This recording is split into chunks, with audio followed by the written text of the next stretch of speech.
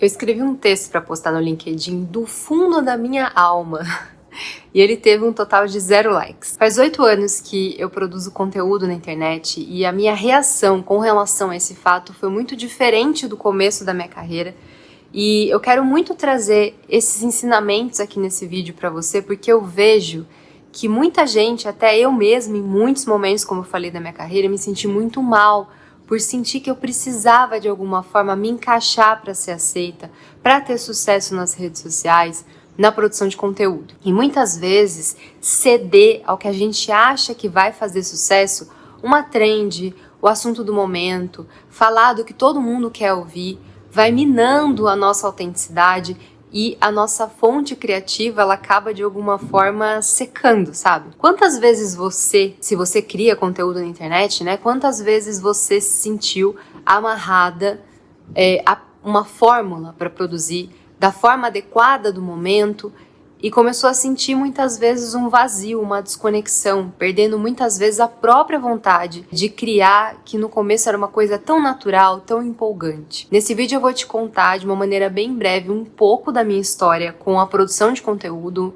os meus ensinamentos que foram muito valiosos no caminho, e eu vou trazer uma nova perspectiva para você, que anda se sentindo sem motivação, sem vontade de produzir, que anda desconectada do teu trabalho, repensando muitas vezes se eu deveria ou não seguir em frente, principalmente se o seu trabalho envolve arte, expressão criativa, mas não se limitando a essa forma de produzir. Há 8 anos atrás, eu fiz uma transição de carreira.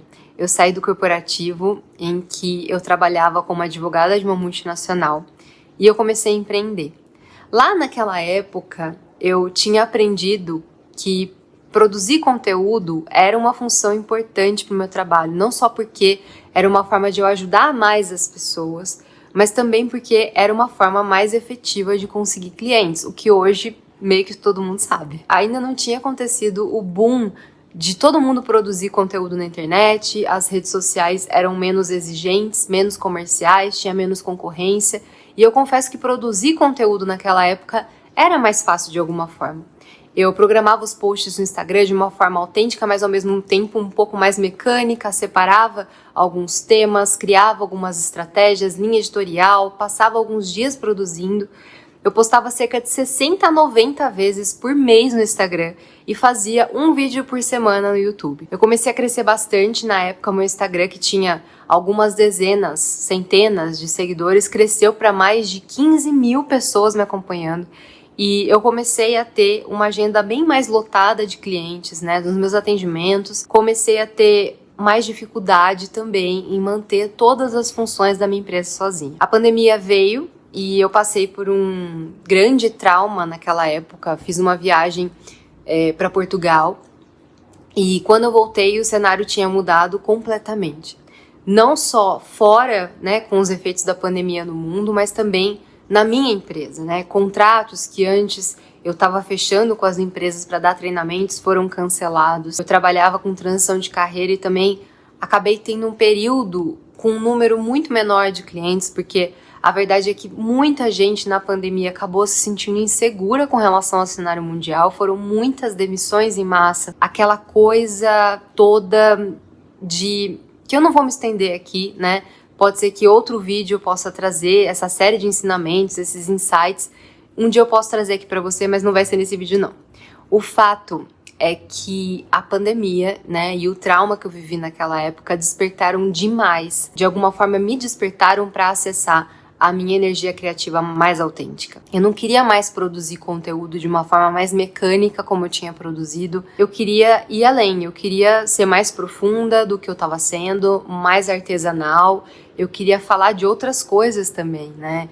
E desde então eu tô numa jornada interminável e cada vez mais profunda de conexão com a minha voz, com a minha arte, com o que de mais lindo eu tenho para contribuir com o mundo e com as pessoas. Eu tive muitas mudanças com relação à minha própria carreira, né? Me assumi escritora, poética, ser artista da voz, da palavra. Comecei a escrever textos mais longos e poéticos sobre cura da relação com o trabalho e mais filosóficos também, né? Sobre a vida mesmo no LinkedIn. Comecei a falar mais de despertar espiritual, decidi voltar no começo desse ano a produzir vídeos para o YouTube, agora testando novos formatos, falando de diversos temas, né, de um mesmo universo, expandindo mesmo a minha linha de atuação, me reinventando da forma mais autêntica que eu já acessei na vida com relação ao meu trabalho. Eu sempre falo isso, mas cada vez é mais autêntica, cada vez é mais alinhada à minha essência.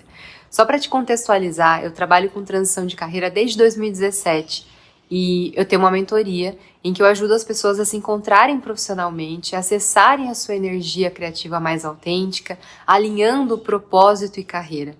E eu também levo o assunto de reinvenção profissional e o movimento que eu criei e chamo de cura da relação com o trabalho, como eu falei, para empresas, né? Eu dou palestras inspiracionais e corporativas. E também, como eu disse, eu assumi a minha carreira de escritora, mas de escritora poética mesmo. Eu escrevo poesias, textos poéticos, uso meus dons artísticos para deixar os textos também mais artísticos, trazer ainda mais alma a eles.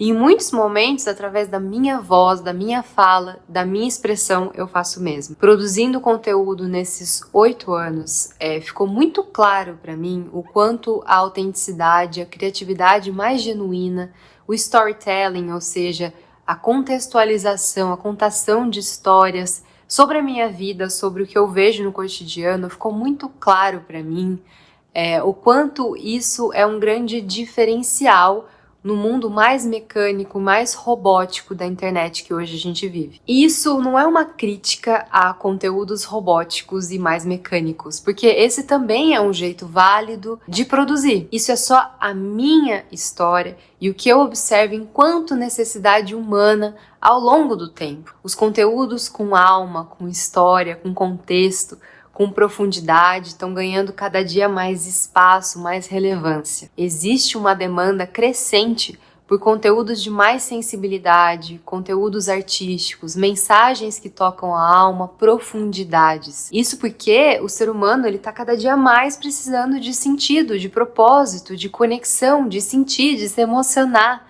Muita gente nem sabe que precisa disso, mas precisa. Esse vazio que muitas vezes a gente sente é, na verdade, uma necessidade de preenchimento de nós mesmos, da nossa essência.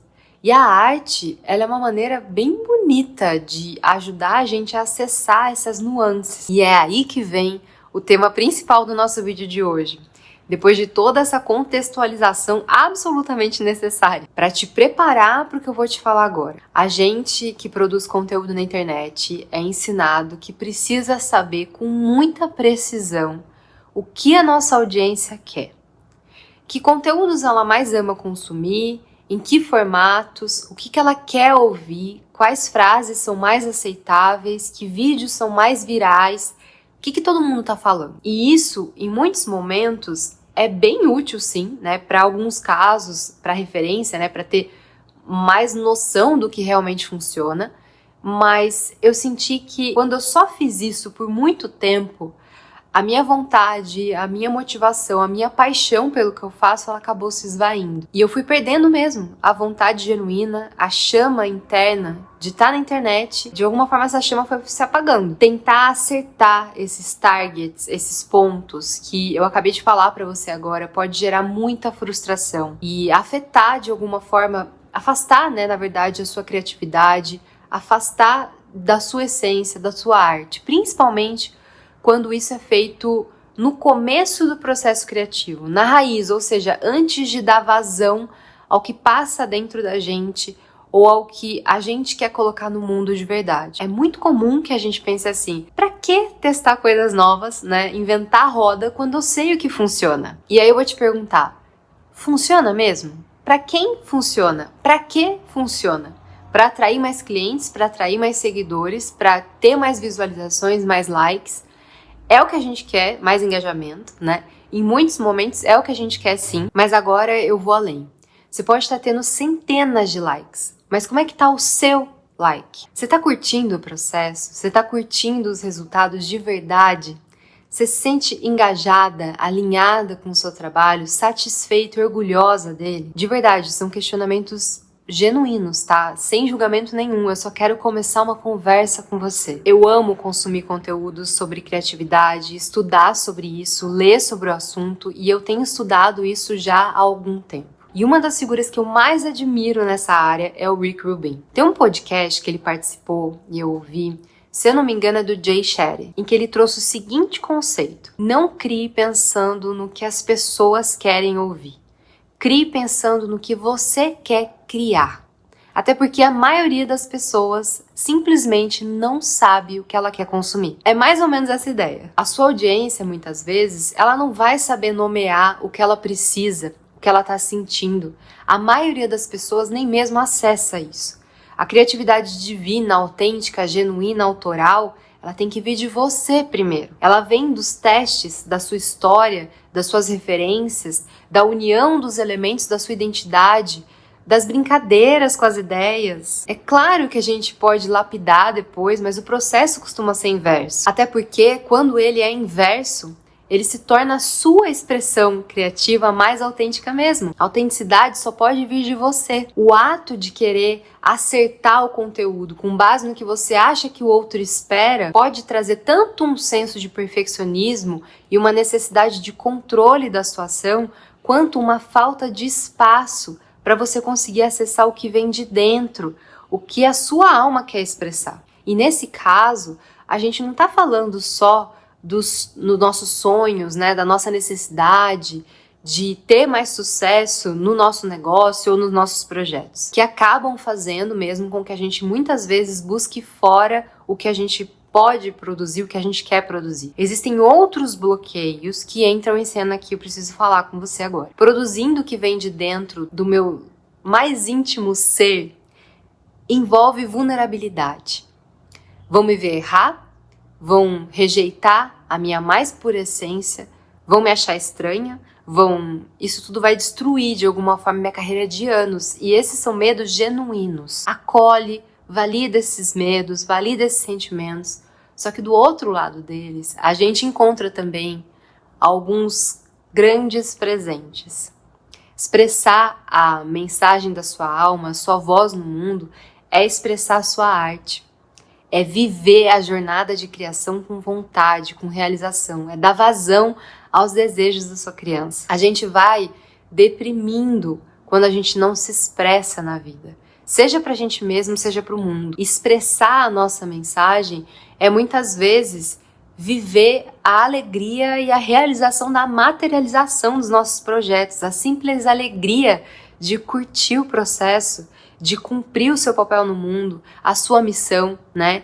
Que só pode ser cumprida por você. Quantas vezes a gente não custa encontrar na internet um conteúdo que seja alinhado a gente? Quantas vezes a gente não abre o YouTube, o Instagram e tá todo mundo falando do mesmo tema da mesma forma? E a gente sente falta muitas vezes de algo que seja mais profundo, mais completo, que tire a gente da caixinha, que faça a gente ter novas perspectivas diferentes. Em muitos momentos eu sinto falta disso, mas eu também sei que inúmeras pessoas deixaram de produzir esses conteúdos, né? E que deixaram de se conectar com quem tá ali há muito tempo esperando essa conexão, essa solução, essa satisfação de necessidade. Sem dúvidas, a arte envolve vulnerabilidade, coragem e expressão.